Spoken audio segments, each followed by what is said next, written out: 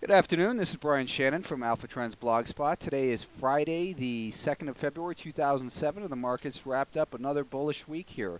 We had previously been looking at this market pretty cautiously because I thought that this was a failed breakout that might lead to lower lows in here. But as we were saying, we were cautious. However, cautiously optimistic because we still have a rising 50-day moving average, and as long as the 50-day moving average is rising, you can consider the market innocent till proven guilty.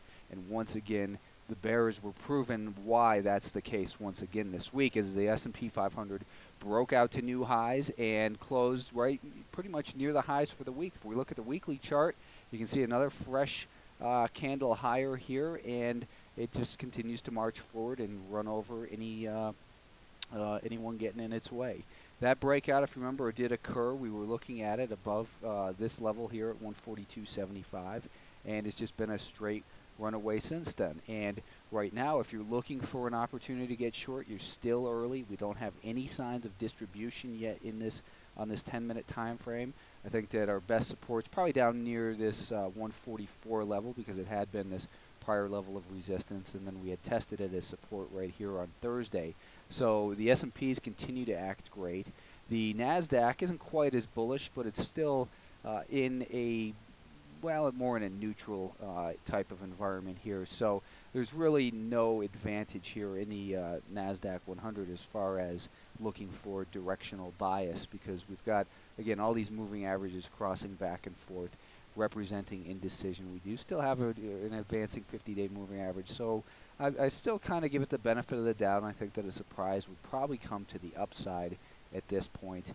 And in order for it to get going, I think that realistically 44.50 getting above there, we could be seeing possibly a little inverted shoulder, head and shoulders setting up in here with support down near 43.30, and the height of it would be $1.20 here if we take the 43.30 to 44.50. So at $1.20 to that, we come up with a price target of about $45.70, which would was that right? 45.70? Yeah, I guess it was $45.70, which would put this market pretty close to actually in new high territory. So let's continue to give the benefit of the doubt to the buyers in here and see what happens next week. The big leaders this week were, and this the past 5 years, past decade really, have been these mid caps. The mid caps were broken out once again, and they had broken past this level of resistance we've been watching at about 150, and I had been pointing out this shoulder, head, and then shoulder in here with a price target up near about 155.5 to 156. The market continues to move towards that target. It's getting a little bit more extended in here, but the benefit of the doubt continues to go to the buyers because we don't have any signs of distribution in here yet. Best support at this point is probably down near about I think you've got 153 first, and then maybe 152.5. No reason to look for a short opportunity here on this time frame. As long as the 5-day moving average is continuing to advance, we want to give the benefit of the doubt to the buyers. You can make money on the short side with quick scalps, but if you're looking for a longer term entry for a short side, you're going to get what you deserve for fighting the trend, which is losses. Just like anyone who tries to buy a stock like Nutrisystems, finds out that picking a bottom is one of the hardest things, as hard as picking a top.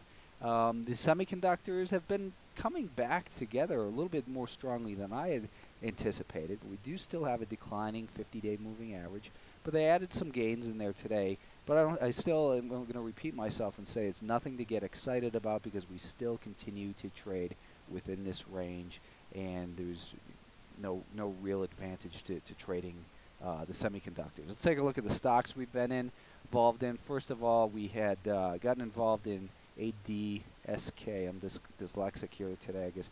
Autodesk, though, we got involved here at 43.50 yesterday. I'd suggest raising your stop to 43.92, which was below there. That didn't get hit. Let's go ahead and raise that stop again to 44.05 in shares of Autodesk. RFMD, RF Micro Devices, we've gotten involved in yesterday. Where did we get involved? I guess over here. We got involved at $7.80. I suggested a stop of $7.65.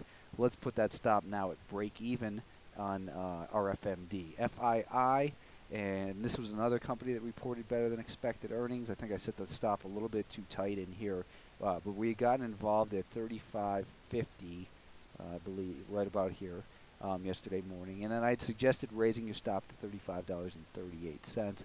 So we were stopped out of that right in here today with a 12-cent loss. Maybe you didn't keep your stop as tight. Hopefully you didn't, and you're still involved in it, because I think the stock, set up on the longer-term time frame, still looks like it's got a good chance of continuing higher. BRL. Now this stock here today, what we were looking for was a pullback to $54 a share. So once we got that pullback to $54 a share, you can see that occurred right here. We were then going to buy it above $54.20. Well, this high right here was $54.19. So there was no trade taking place. Nearly had it reason to get involved at $54.20, but there should have been no trade taking place. If you took a loss, it wasn't because you were listening to what I suggested. KOPN, this stock, KOPN, let me get that typed in. KOPN, we had gotten involved in here. We wanted to buy it above $3.95, so should have been involved long at $3.96, and our stop was to be at $3.88. Let's keep it at $3.88. So we'll keep our stop at $3.88 on KOPN. Disappointing that didn't follow through. I think it should have right in there, but let's give it the benefit of the doubt because it does still have a good good-looking daily chart. Yahoo, this is a company we wanted to buy above $28.50, and that gave us good reason. $28.55 rather. Should be involved at $28.55.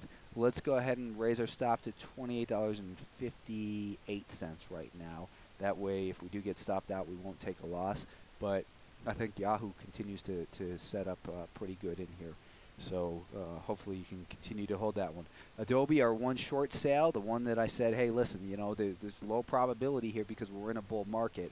I didn't trade the stock, and hopefully none of you did either, as it broke below 38.45, where I'd suggested, because if you got involved short right there, you experienced a quick punch in the face of 50 cents as the stock rallied up to $38.95, where our stop was, and stopped out with a loss of 50 cents there.